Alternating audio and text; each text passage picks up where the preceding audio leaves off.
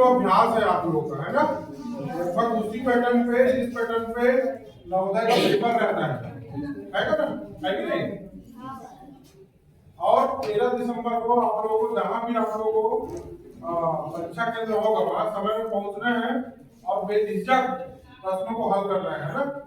अभी ये एग्जाम के बाद आप लोगों को एक फॉलो दिया जाएगा, कैसे आप लोगों को हल करना है, बताया जाएगा कैसे पैटर्न में क्वेश्चन आते हैं और उसको कैसे समय पे आप लोगों को हल करना है, ठीक है?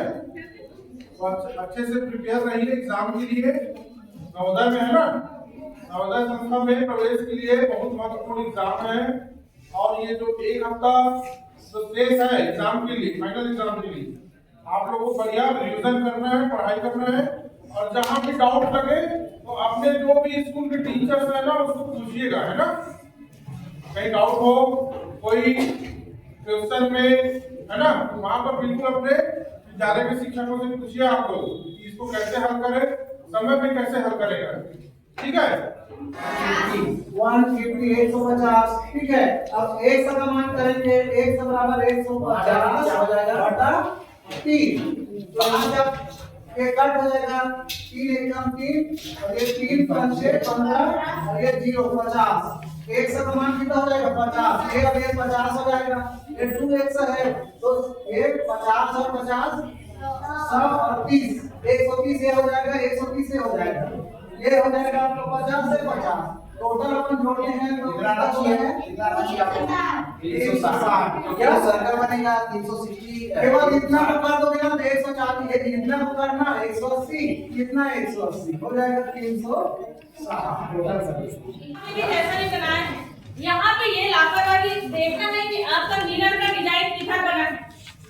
यदि आपकी इस साइड में बना है तो ये क्या है, दर्पण का इमेज है, और यदि लाइन आपके नीचे बनी है, दर्पण यदि नीचे लगा है तो वो जल का प्रतिबिंब होता है। तो वहां पे आप चारों को गोला बनाएंगे तो बहुत सावधानी से बनाएंगे, आप देखेंगे जल प्रतिबिंब है कि दर्पण प्रतिबिंब है। इस चीज में बिल्कुल लापरवाही नहीं करेंगे अगले क्लास में, ठीक है? अगले क्वेश्चन में, अगले आपका परीक्षा को उसमें आप पैसे निकालिए। तो प्रश्न क्रमांक 61 से आपका पैसे चालू होता है, देखिए यहाँ पर। इसमें क्या करना होता है बेटा हम लोग को, हम इसको अच्छे से पढ़ेंगे। कितनी बार पढ़ेंगे? कम से कम 2 बार। कभी भी डायरेक्ट प्रश्न में नहीं जाना है आपको कितना भी अच्छे से आता है, आप अनुच्छेद को कम से कम प्रारंभ में 2 बार पढ़ेंगे। उसके बाद मेरे को तो ये वाला कभी कभी क्या लगता है बच्चे को, ऐसी वाला तो मैं प्रैक्टिस करो, फटाफट बनाना चालू कर, आराम से पढ़िए पैसेज को 2 बार। उसके बाद आप अपने प्रश्न को पढ़िए और विकल्प में अच्छे से विचार करिए कि इसका यही उत्तर है।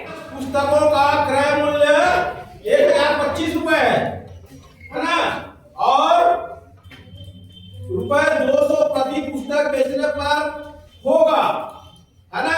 5 पुस्तक को क्या क्या है, कितने खरीदा? क्रय मतलब खरीदना है ना, क्रय मतलब बेचना। क्या खरीदा जी 5 पुस्तक को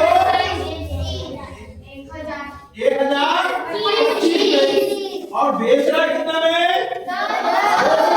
पुस्तक को प्रति पुस्तक को 200 रुपए में, है ना, ये क्रय मूल्य है। 5 पुस्तक को कितने में बेचा? विक्रय मूल्य, एक पुस्तक विक्रय मूल्य को, एक पुस्तक को कितने बेचा है? 200। तो 5 पुस्तक को कितना बेचेगा? क्या करेंगे? एक का मान 5 से निकाला, क्या करते हैं? कितना हो जाएगा? 200 5 नहीं 5 निकाल और 2 जीरो लगा लेंगे, है ना, कितना हो जाएगा? अब ये 1025 में खरीदा और 1000 में बेचा, घाटा हुआ कि फायदा हुआ? हानि हुआ। कितने का हानि हुआ? 25। तो यहाँ पे क्या करेंगे? हानि बराबर क्या होता है?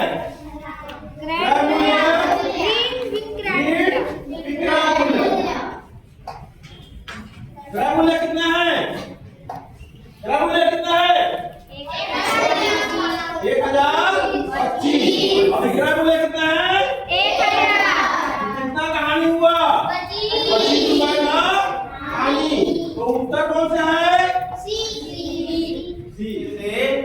है जो ऑप्शन सही होगा उस पर टिक लगाना है। कौन सा? गोला लगाना है। और प्रश्न पत्र में एकदम बिंदी जैसा जो पता मत चले है ना प्रवेशक को, ऐसा बिंदी लगाना है। तभी तो घर जाओगे तो पता चलेगा कि हमने इस प्रश्न के उत्तर को हल किया है करके। समझ में आया कि नहीं? ऐसा बिंदी लगाना जो प्रवेशक को पता मत चले। समझ में आ गया? हाँ, तो एक आयत और एक वर्ग के क्षेत्रफल समान है। तुमको उसमें चित्र बना के देखना है। वर्ग में कैसे बनता है? चारों भुजाएं बराबर होती हैं, ठीक है। आयत जो है उसकी दो भुजाएं बराबर है ना। ये चौड़ाई लंबाई, ये दोनों भुजाएं बराबर होगी, ये दोनों भुजाएं बराबर होगी, ठीक है। तो उसको देखना है कि बोला गया है कि आयत की लंबाई 18 मीटर और चौड़ाई 8 मीटर। तो लंबाई ये है, ये कितना मीटर है? 18 मीटर। और चौड़ाई कितना है? 8 मीटर। अब इसमें बोला गया है कि वर्ग का परिणाम क्या है। पूछा गया इसको है, बताया इसको है। शुरू में बोले हैं इन दोनों का क्षेत्रफल जो है बराबर है, बताइए। तो इसका क्षेत्रफल पहले हम इसका क्षेत्रफल निकाल लेते हैं। एक आयत का क्षेत्रफल बराबर क्या होता है?